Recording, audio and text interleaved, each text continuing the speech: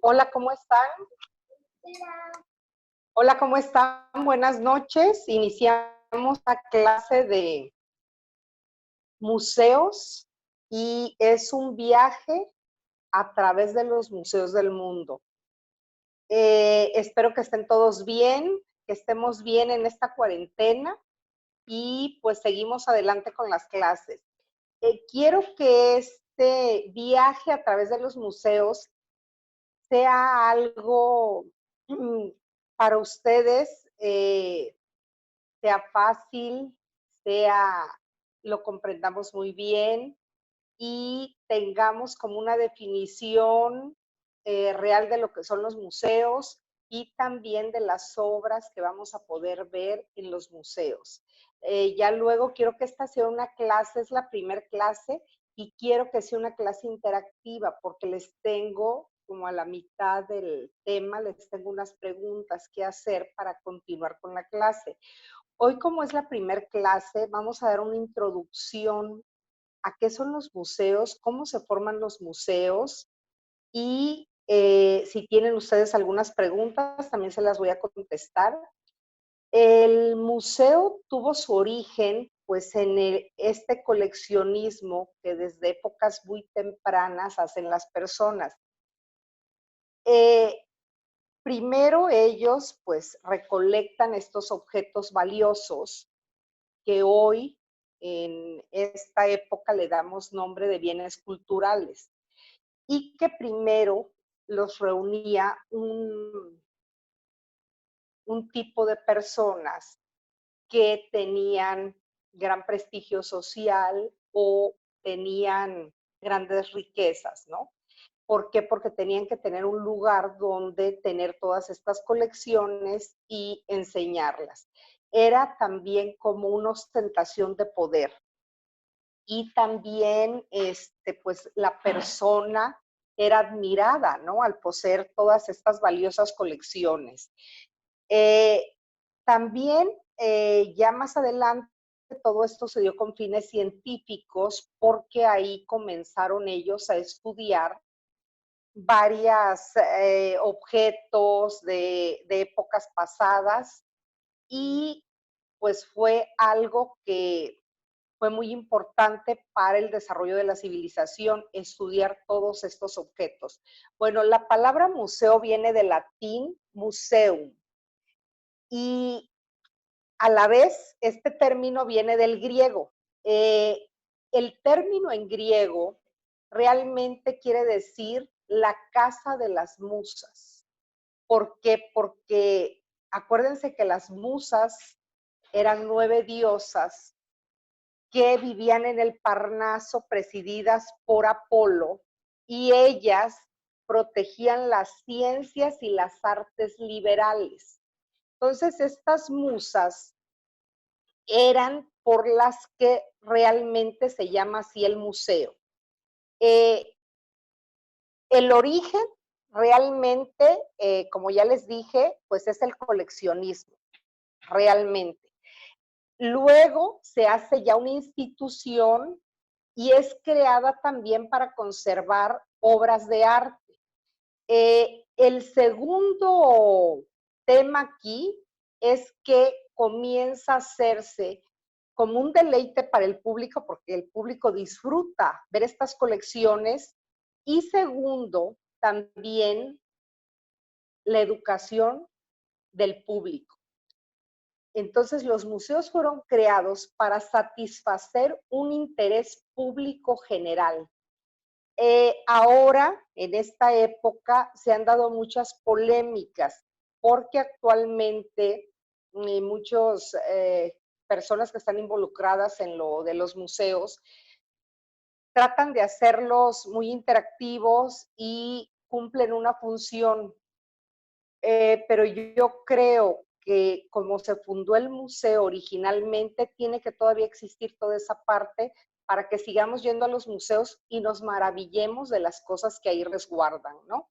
Pero he oído un tanto de polémica en cuanto a la función de los museos actual, pero yo creo que los museos van a seguir perdurando a través del tiempo, porque nos dan experiencias, salirlos a ver sin igual, ¿no? ¿Cuándo se fundó por primera vez un museo? Bueno, un museo, la primera vez que se habla de un museo es en Alejandría, ahí se funda. ¿Por qué? Porque a este lugar así se le llamó y era un edificio donde se albergó la famosísima Biblioteca de Alejandría. Entonces, esta institución que llegó, perdura hasta nuestros días, toda esa, bueno, no la sabiduría, porque la biblioteca se quemó en 2 o 3 ocasiones, pero este complejo de edificios fue fundado por Ptolomeo. Acuérdense que Ptolomeo formó parte del ejército de Alejandro Magno. Entonces, él dio lugar a una dinastía de los Ptolomeos, de la que es parte Cleopatra. Bueno, ella es parte de esta dinastía. Bueno, Ptolomeo funda la Biblioteca de Alejandría, funda todo este complejo, que es uno de los complejos. No nos ha llegado hasta nuestros días una información muy real, porque, les vuelvo a decir, fueron documentos que se perdieron. Más o menos lo que ha llegado hasta nuestro día es información por algunos escritores, filósofos que escribieron acerca de ellos. Acuérdense que esta ciudad de Alejandría es un puerto sumamente importante, y en esa época era un puerto que unía Grecia con Egipto. Entonces, fue un centro de poder por toda la economía que suscitaba el comercio, y un centro de educación y de conocimiento. O sea, si han oído hablar ustedes de esta biblioteca, saben que pues es algo, dicen que lo que albergaba ahí, los escritos que ahí albergaba eran impresionantes. Pues como ya lo saben, ya les dije, esta ciudad fue fundada por Alejandro Magno. Eh, como les digo, no se sabe mucho de ella, no quedaron planos, bocetos, y los restos, no se han encontrado grandes restos arqueológicos. Hay un geógrafo, Estrabón, que la visitó a finales del siglo I antes de Cristo, y gracias a él tenemos este conocimiento de todo lo que existió ahí. Decía él que era, les vuelvo a decir, es un complejo, era un complejo, eh, contaba de un exedra en arquitectura, se escribe con X, exedra. Un exedra en arquitectura es un tipo de recinto de sala descubierta y en forma circular con sillas. Es una sala de juntas con sillas. Tipo, podríamos decir, un plano circular tipo como los teatros que ven ustedes, circulares al aire libre, y con sillas. Entonces, ahí se daban las conferencias, ahí se enseñaba. Bueno, contaba de ese exedra, una sala en la que se celebraban las comidas, eh, y también comían los empleados del museo. Existían fondos comunes para el sostenimiento de estas personas que ahí laboraban. Había un sacerdote, y el sacerdote, según tenemos entendido, era el encargado de controlar estos recintos, ¿no? En tiempos de los reyes, se seguía teniendo este mismo patrón, podríamos decir, ¿no? Las dependencias que enumera Estrabón en lo que nos dejó, dice que también contaban con un museo. un zoológico con animales que traían hacia ahí África. No sé si ustedes saben sobre ese tema, un tema muy polémico en la actualidad, porque imagínense en esa época la gente que vivía pues en Europa, Egipto, en África, en todos estos lugares, algunas no conocían pues los animales de Asia, ni los que vivían en África, los que vivían en África no conocían animales de otras partes, ni los que vivían en Europa conocían animales de África. Entonces traían estos animales en unas condiciones luego brutales, hacían matanzas extremas para traer este tipo de animales y sin plenos conocimientos de lo que el animal necesitaba en su hábitat, el animal comía.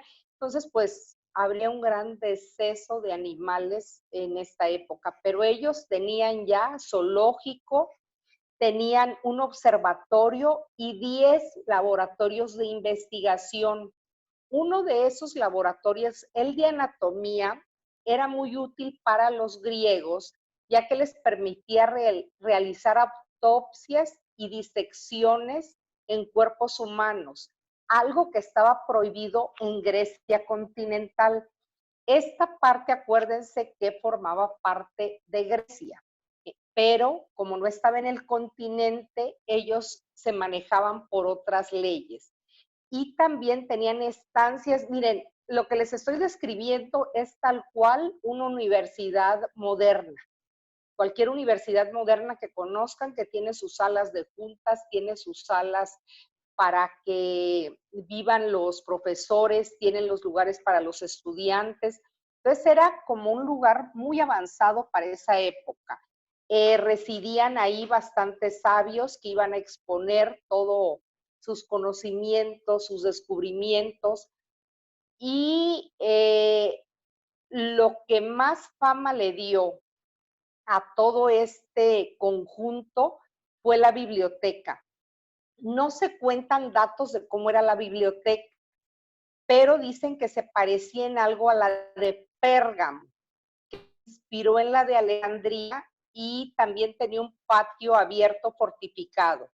Y de ahí se accedían a las distintas habitaciones donde se guardaban los rollos de papiro y pergamino. Bueno, entonces estamos hablando del primer recinto que hubo en la historia.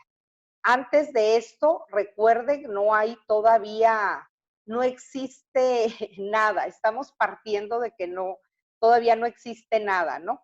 Bueno, todo esto de por qué forman ellos esto, era porque ellos tienen que tener un recinto para atraer a la población griega por medio de la cultura y el saber.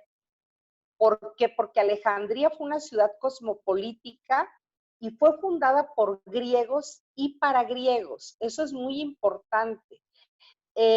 Esta ciudad, como les dije, una ciudad muy importante y que tuvo un gran crecimiento. En 30 años pasó de ser una aldea de pescadores a una urbe de casi 500,000 de habitantes. Al principio no estaba pensada para ser ocupada, desde el principio no estuvo pensada para ser ocupada por egipcios. Entonces imagínense ustedes una ciudad que llega a crecer de esa manera y que necesita habitaciones, llegan estudiantes de varias partes a tener ahí conocimientos. Entonces es una ciudad en un crecimiento impresionante. Bueno, ellos lo que tratan es de contrarrestar la considerable fuerza que tenía la cultura egipcia en esa época. Acuérdense que Egipto, pues son, si no me equivoco ahorita, son 32 dinastías. Entonces Egipto tenía reinando, podríamos decir, un periodo casi de, creo que son casi 3,000 años. Entonces Egipto era una fuerza muy poderosa de conocimiento. ¿Y qué querían los griegos? Los griegos querían ellos ese reconocimiento.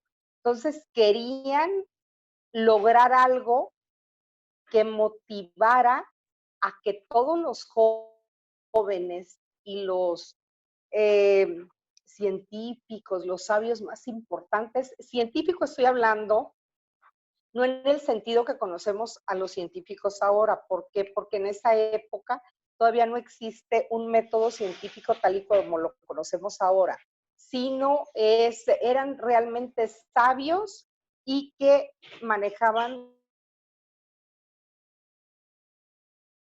Entonces, una de las principales también circunstancias que dio paso a la creación del museo era dotar a los monarcas helenos de asesores e instructores que pudieran guiarlos en el gobierno de su nuevo reino. Un reino muy diferente a los griegos. ¿Por qué? Porque estos estaban en el continente. Entonces ellos también querían fundar grandes ciudades. Otra cosa que hay aquí también implicada mucho,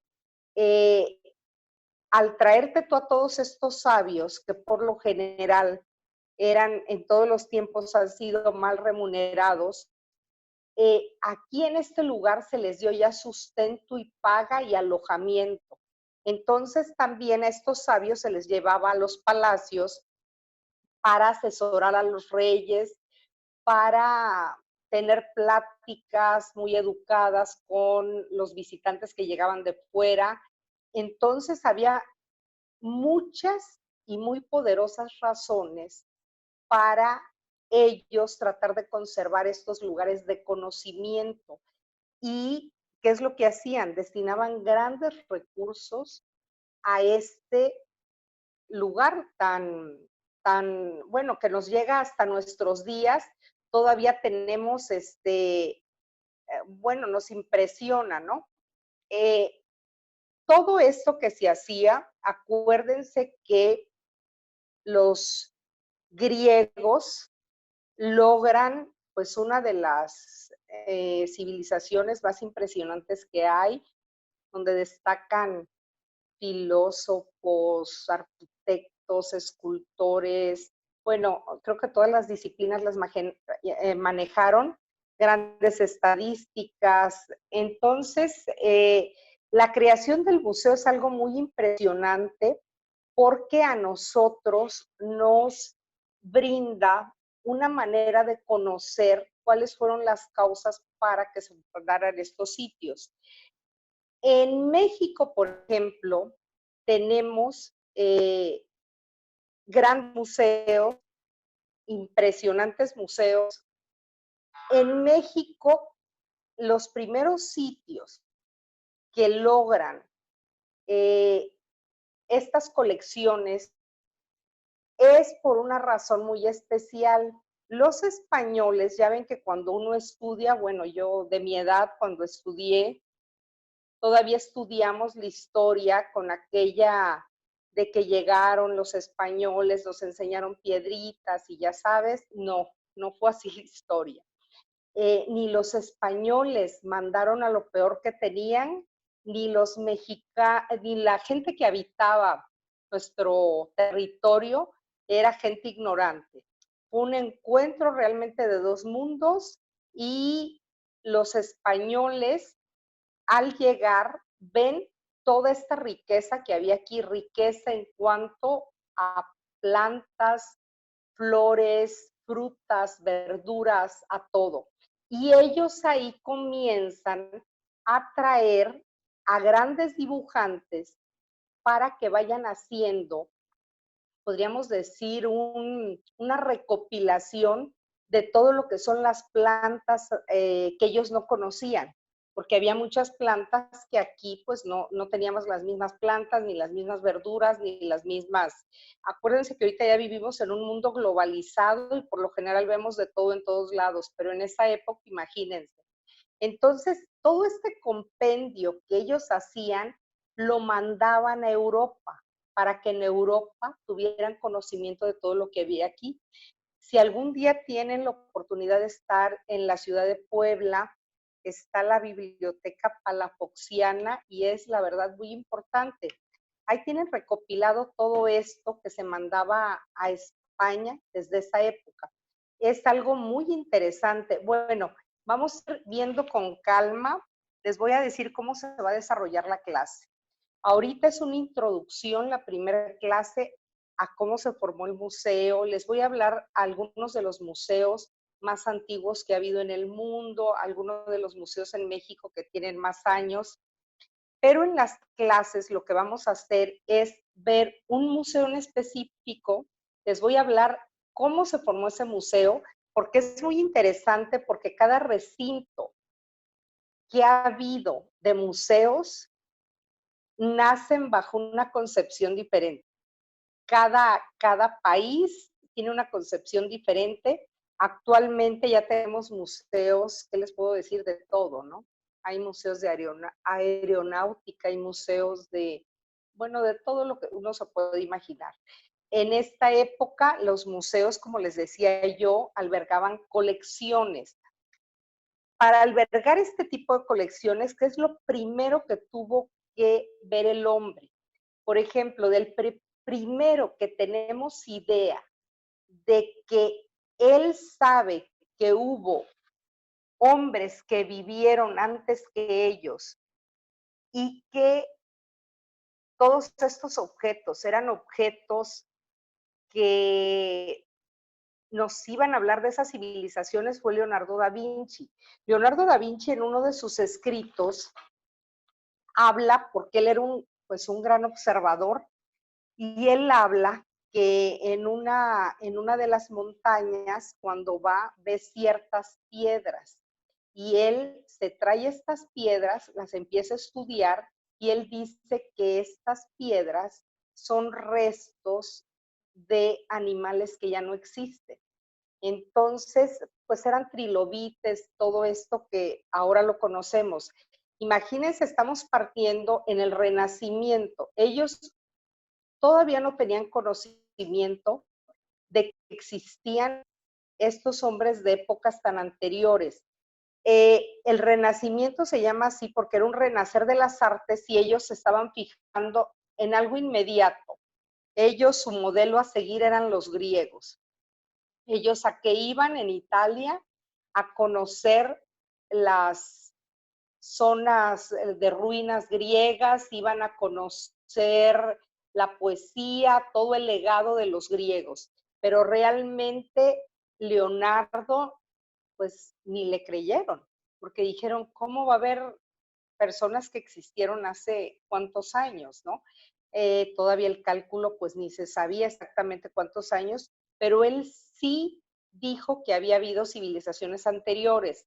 Más adelante, cuando se comienzan a descubrir las pinturas rupestres, ya comienza a haber expediciones al Ártico, a toda esta zona, y en esos lugares comienzan a encontrar objetos, comienzan a encontrar herramientas líticas, o sea, de piedra, y comienzan a encontrar diversos objetos.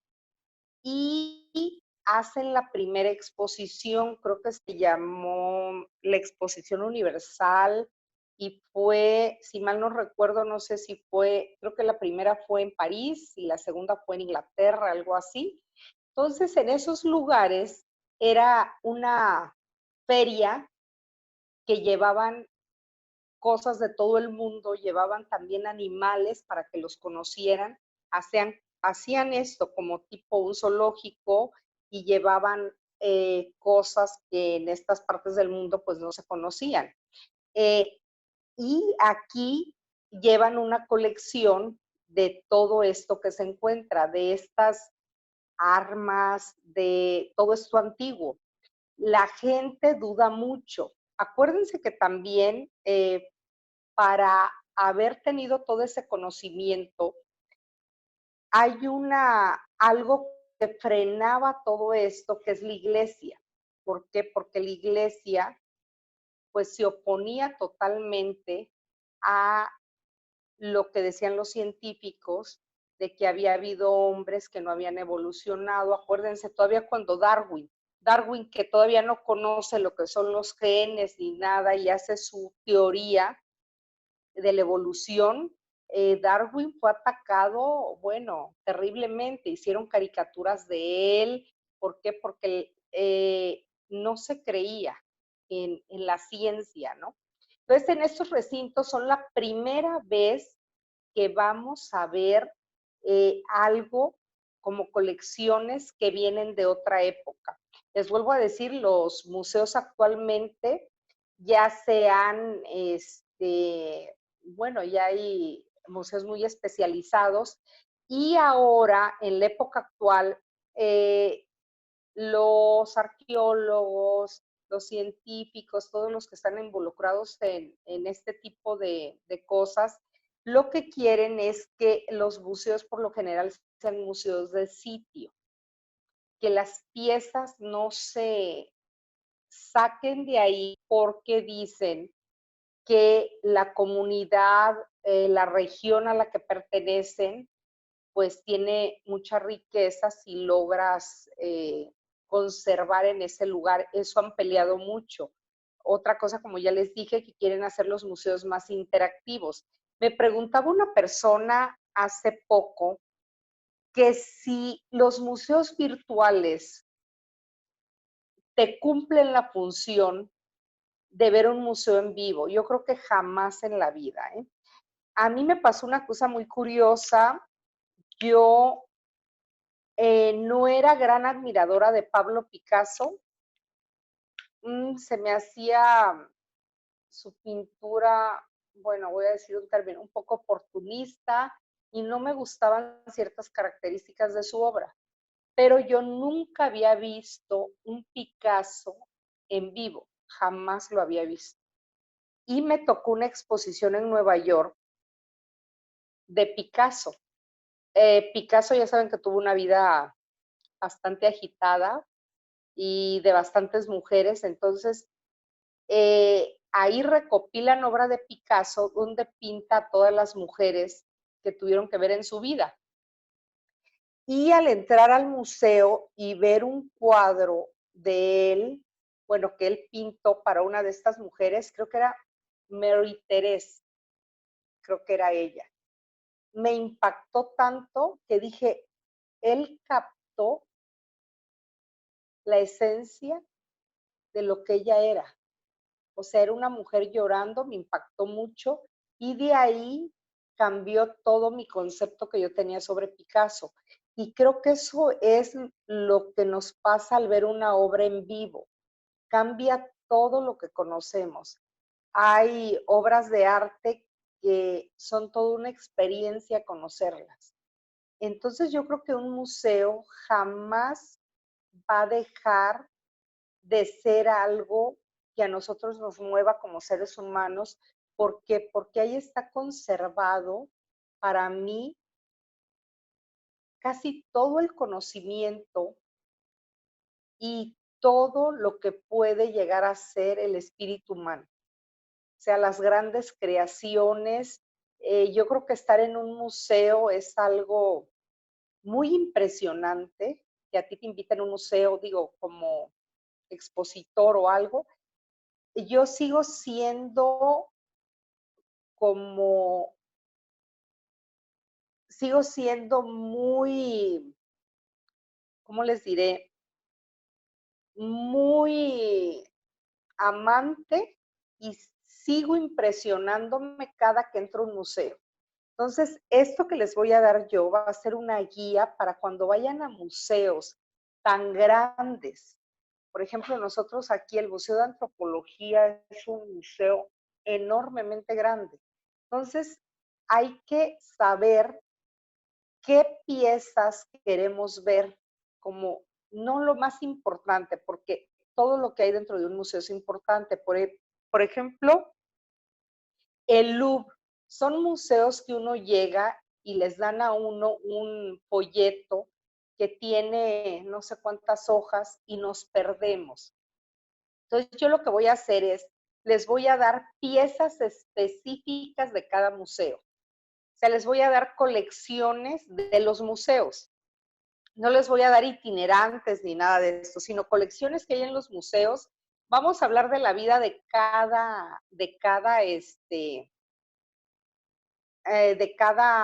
creador de estas obras y vamos a ver diversas cosas en los museos. ¿Por qué? Porque hay museos muy importantes. Por ejemplo, en América están los museos Getty, que son museos para mí sumamente importantes, que tienen colecciones espectaculares y que están en América. La gente luego no sabe que, por ejemplo, en América tenemos una gran colección, por ejemplo, de arte impresionista. La gente cree que es solo en Europa, pero aquí en México tenemos, ¿por qué? Porque hubo una guerra y los americanos, después de que obtuvieron mucha riqueza, comenzaron a comprar todo lo que era arte europeo. Entonces hay un gran coleccionismo en Estados Unidos de arte europeo y ustedes no lo saben, pero también aquí en México hemos tenido grandes coleccionistas y una colección muy importante de un mexicano francés, que la familia era francesa, se encuentra en el Museo del Louvre.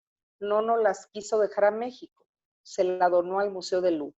Acuérdense que también, según que vas a cada museo, cuando vas a cada museo, pues hay colecciones que las tiene el museo, pertenecen a otro país, y hay ahí una serie luego de, de pleitos que no se ponen de acuerdo, ¿no? Entonces son cosas que todo eso hay que observarlo al ir a un museo. Bueno, de los museos más antiguos que hay en el mundo, todavía sigue un museo en Mesopotamia que es del 530 antes de Cristo y se llama Museo Enigaldi Nana. O sea, ese es uno de los museos más antiguos que hay. Los museos capitolios de Roma, que son algo impresionante, estos museos son de 1471. Todos estos museos los vamos a ir viendo con detenimiento para que vean las colecciones que albergan. Los museos vaticanos, también en la Ciudad del Vaticano, son de 1506. Y los museos vaticanos, bueno, tienen obra, ¿qué les puedo decir? Algunos de ustedes ya han ido, tienen obra impresionante. Los museos de las armaduras reales de Leeds en los Países Bajos de 1545, también un museo muy importante, el Museo Ashmolean, que está en Oxford, ese es de 1677. El Museo de Besançon, que es de 1694, que se encuentra en Francia, en esta ciudad. El Museo Kunstkamera en San Petersburgo es de 1727. El Museo Británico de Londres, que les vuelvo a decir, todos los museos a mí me impresionan, me encantan, pero el Museo Británico igual, los ingleses pues fueron unos de los grandes invasores en el mundo. Entonces el Museo Británico cuenta con cosas realmente de todas las culturas. Es un museo. El Museo del Hermitage de San Petersburgo, que también es un museo impresionante, este es de 1764. Uno de mis museos que más amo en el mundo, el Museo de la Galería de los Uffizi en Florencia, y ese fue creado en 1765. Y para mí también alberga una de las colecciones más importantes que hay en el mundo. El Museo Teblers en Harlem es de 1784, el Museo del Louvre en París en 1793, el Museo de Calcuta es de 1814, el Museo del Prado de 1819, el Museo Warrington de 1873. Entonces son museos muy importantes, pero estos de los que les hablé A lo mejor luego hay polémica y te dicen, no, este no es más antiguo, este es más antiguo, pero aquí estoy dando estos museos, los que considero los 10 más antiguos y que cumplen la definición de lo que es un museo según las leyes actuales. ¿Por qué? Porque luego había lugares donde simplemente estaban las colecciones, pero no cumplían la función de lo que es un museo. Les di ahorita más o menos algo de los museos, como que creo yo más antiguos. Bueno, en México también tenemos el Museo de la Ciudad de México, la antigua Casa de la Moneda. En la antigua Casa de la Moneda se resguardaron eh, algunas colecciones y objetos del México prehispánico. Otro término que a mí no me gusta utilizar es prehispánico, porque en ninguna otra parte del mundo le dicen a ninguna civilización pre-alemanes o pre-españoles, solo aquí prehispánicos. O sea, creo que es un término que usamos mal en México, pero bueno, es un término que todo el mundo lo utiliza. A mí no me gusta ese término, pero bueno. Entonces, este recinto, también el Museo de las Culturas, es de 1965 y también fue un centro de arqueología, etnografía, historia y estudios que mostraban las exposiciones en sus salas, y durante el gobierno de Benito Juárez se nombró como Museo de Arqueología. Ahí exhibían objetos de arte sacro, y luego ya fueron naciendo el Museo Nacional de Historia en el Castillo de Chapultepec, que fue encargado por Porfirio Díaz. También tenemos, les digo, museos sumamente importantes, pues el Museo de Antropología e Historia, que para mí es un museo de los mejores que hay en el mundo. Este recinto es algo impresionante, ya ven que cuenta con 23 salas de exposición permanente, una de exposiciones temporales, 2 auditorios, está el acervo de la Biblioteca Nacional de Antropología e Historia, y es un sitio, bueno, sumamente importante para el turismo, para todo mundo, ¿no? Yo siento que el Museo de Antropología e Historia para los mexicanos es una lección de historia en vivo. No veo otro museo, hay museos muy buenos, pero este yo creo que reúne todas las características. Eh, es un placer ir a este museo y sobre todo también la arquitectura tan impresionante. Eso también vamos a hablar en cada clase. Vamos a hablar acerca de la arquitectura, cómo fue creado el edificio, cuáles fueron las primeras colecciones que albergó.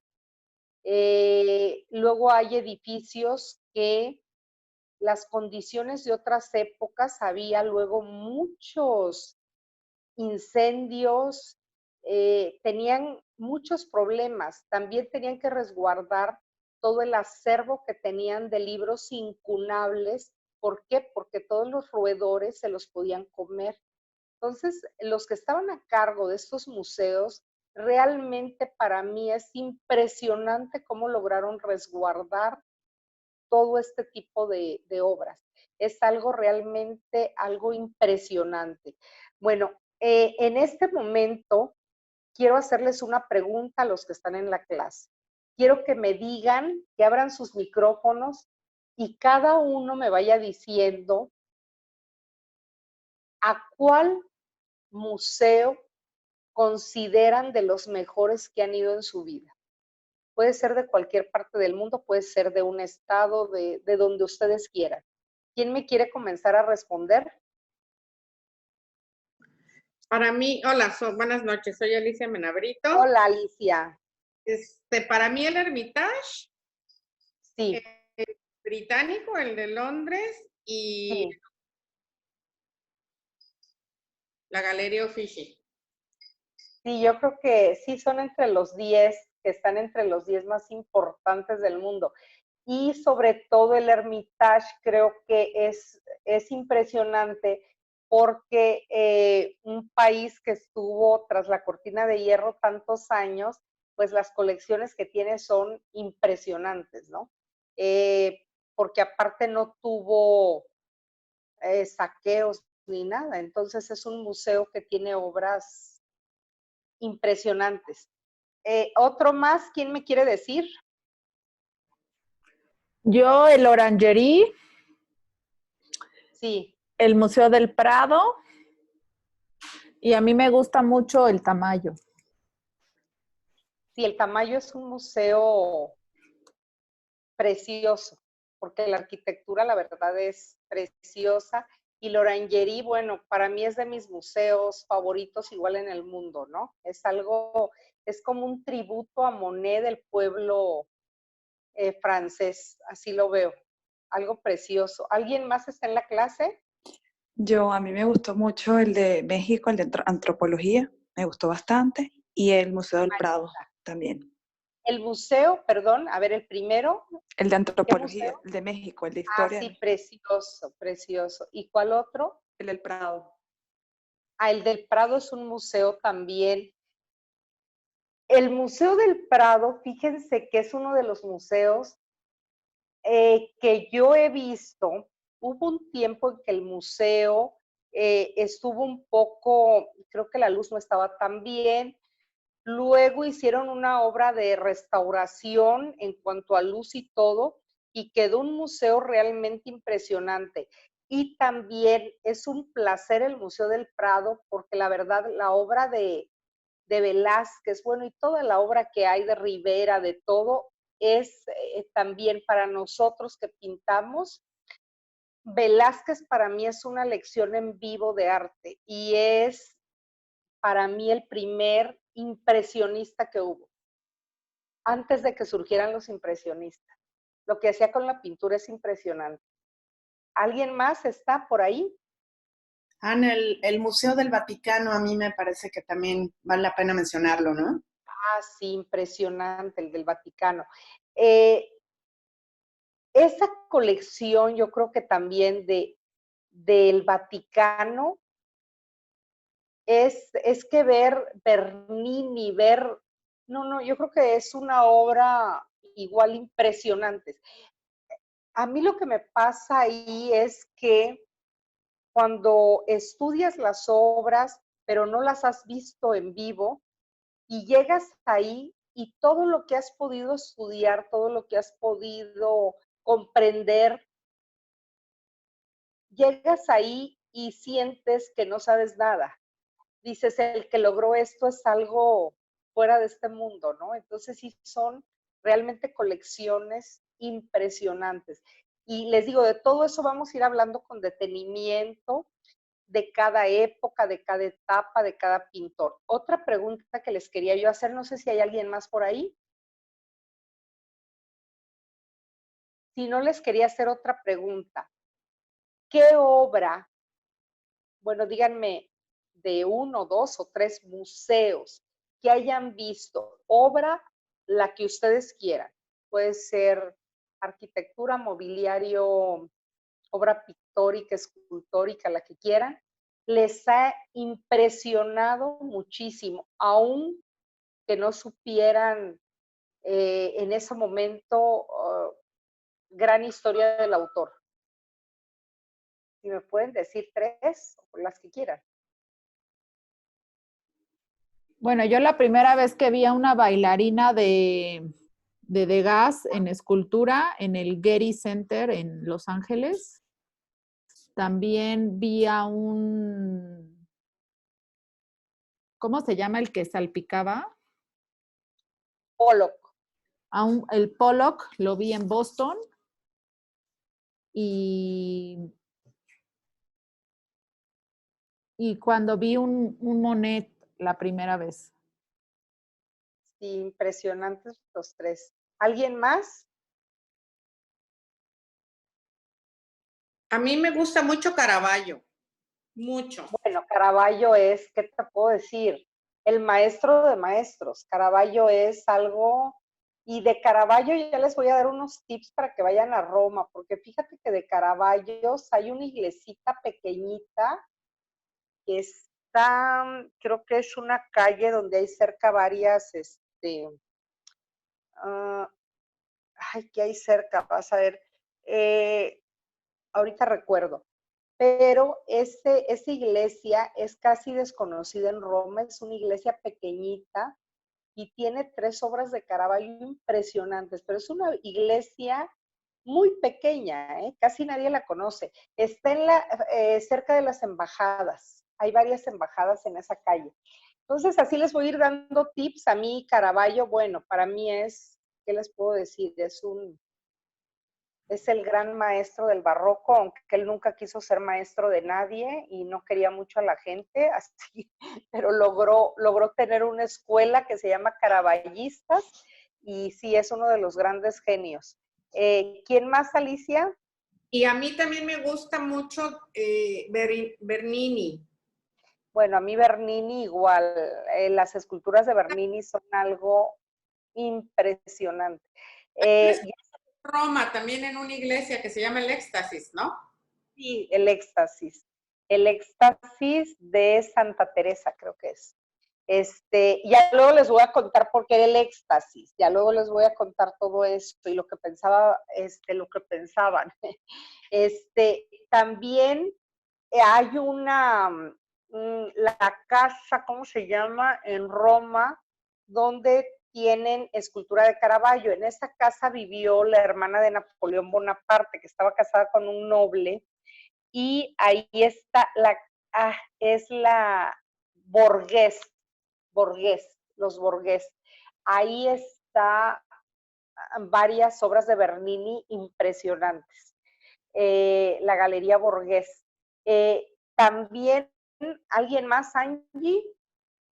Sí, Ana, con gusto. Yo estaba pensando en una de mis pinturas favoritas, Las Meninas, que me tocó ver muy joven, a los 17 años la vi sin saber nada de arte ni nada, y me impactó, y no sé qué tiene esa pintura, que cada vez que la vuelvo a ver me sigue impactando igual.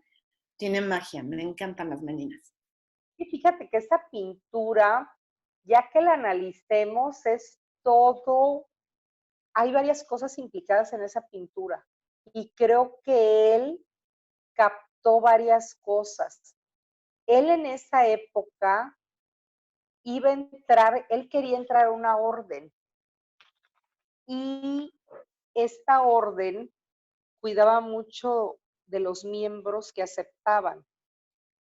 Y se dice que él se dejó, ya ven que él se pinta su autorretrato, y que no pintó la cruz de la orden a la que iba a pertenecer, porque él estaba seguro que lo iban a admitir, y que ya después pinta la orden. Pero les digo, hay varias historias ahí implicadas en ese cuadro, porque, pues, sí saben ustedes quiénes son las meninas, ¿verdad? ¿Alguien sabe quiénes son las meninas? Que me diga. ¿Las infantas? No. No, no. Las princesas que están ahí, una de las princesas muere joven, creo que sí, muy jovencita, creo que se ahoga, no tuvieron unas vidas muy, muy felices, y las meninas son las las pequeñas que acompañaban a las princesas. Ven que todos en esa época tenían su corte, fueran niños o grandes o adultos, pero los niños igual tenían su corte.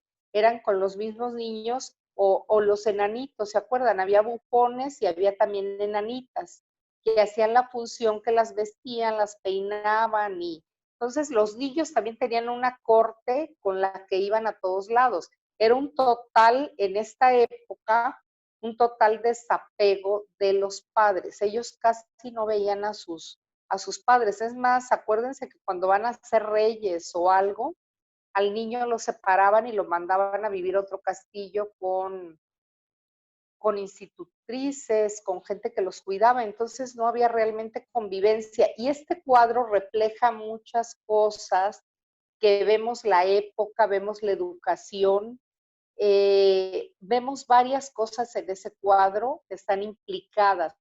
La manera de pintarla de Velázquez fue muy novedosa para la época. Luego, cuando tratemos el museo, les voy a dar por qué fue tan novedosa y qué es lo que él hizo para pintar ese cuadro. Lo que se ha estudiado ahora que se cree que él hizo, ¿no? ¿Algún otro museo? ¿Alguna otra obra que les haya parecido genial? Miguel Ángel, las esculturas de Miguel Ángel. Ah, bueno, Miguel De Ángel. Tintoretto. Sí, no, Miguel Ángel es algo, un genio, fuera de este mundo. No sé si han ustedes visto de Miguel Ángel, no sé qué hayan visto, pero por ejemplo, en las tumbas mediceas que están en Florencia son de Miguel Ángel. Las hizo para qué familia, ahorita les digo qué familia, y Lorenzo de Medici. para los Medici son algo impresionante. Es para 4 de ellos, creo que murieron, y son de mármol. Te impresiona entrar ahí, porque son de mármol verde, y es algo, en serio, impresionante. Entras al lugar y como entras por una puerta no tan grande, pequeña, entras a eso tan magnífico y te quedas como impresionado porque en primer lugar el color, en primer lugar la destreza, el mármol, todo lo que hizo Miguel Ángel pues es genial, ¿no? Todo lo que hizo Tintoretto es otro pintor también muy bueno, se llama Tintoretto porque su papá pertenecía a un gremio de la gente que pinta, bueno, la ropa, la teñían, ¿no? Entonces, por eso a él le quedó el apodo de Tintoretto. Entonces, hay mucho lo que vamos a ver. Oye, No Ana, quiero... Sí, perdón, sí. uno de mis preferidos es Rafael. Rafael, fíjate que para mí, te voy a decir que pienso en Rafael, técnicamente Rafael es perfecto.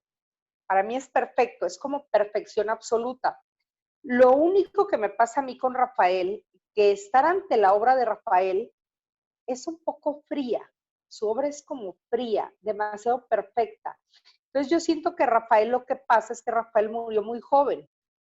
Entonces Rafael, yo creo que si hubiera vivido más años, habría desarrollado más todo ese genio que traía. Bueno, esa es mi opinión personal. Rafael muere, creo que casi en los 30, por ahí.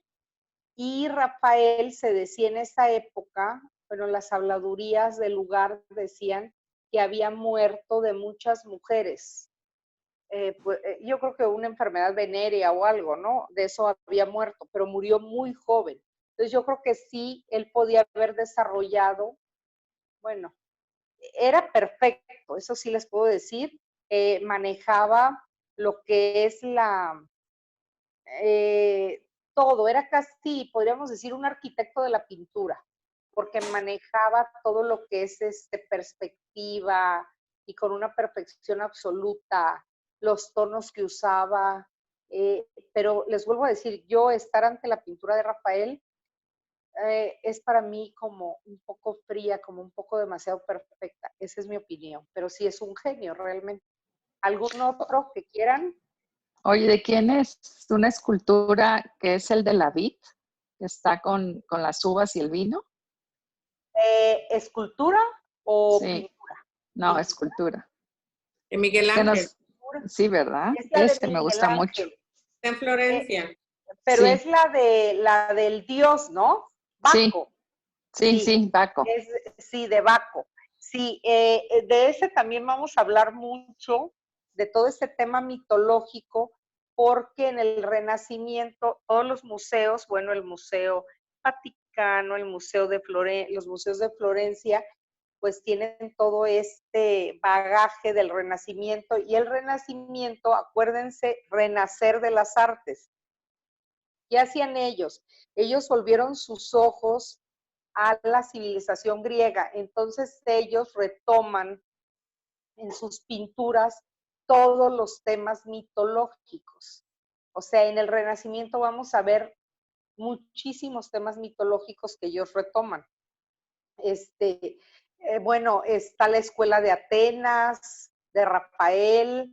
Bueno, hay muchas obras en la Escuela de Atenas. Él reúne en esa pintura a genios y filósofos y griegos y de su actualidad, del Renacimiento. Entonces, todos los que están ahí son personajes de su época y personajes griegos.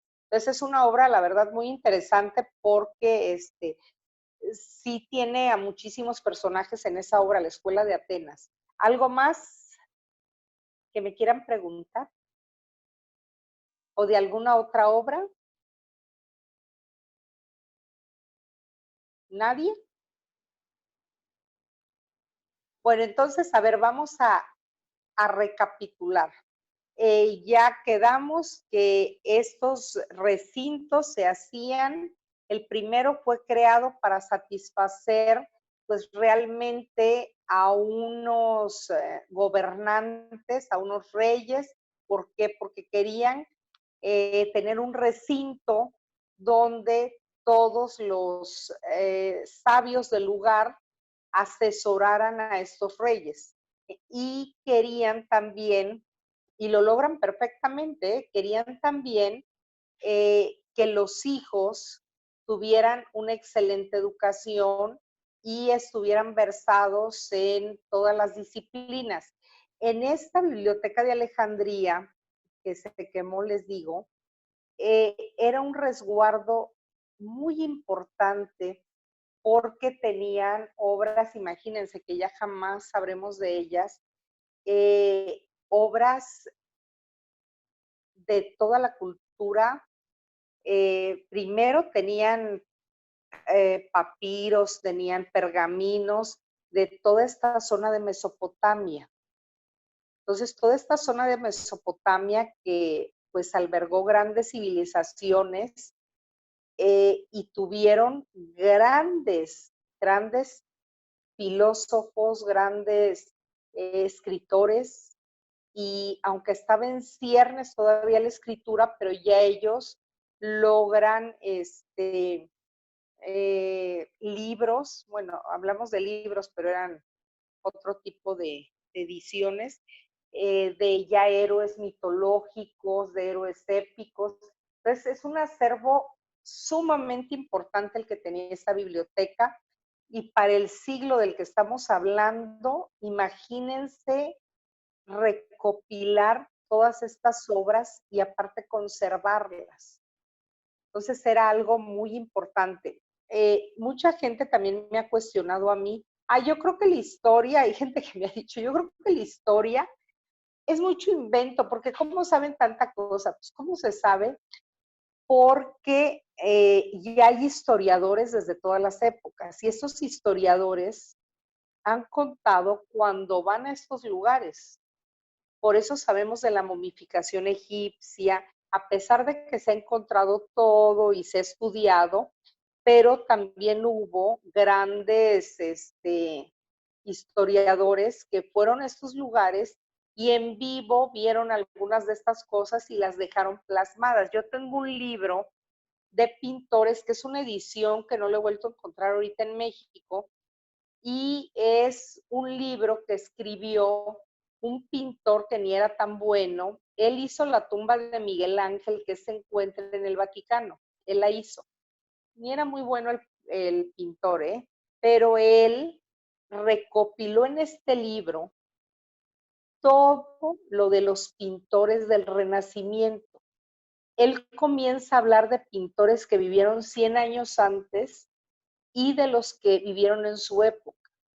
Entonces, realmente es impresionante lo que nosotros sabemos por este librito.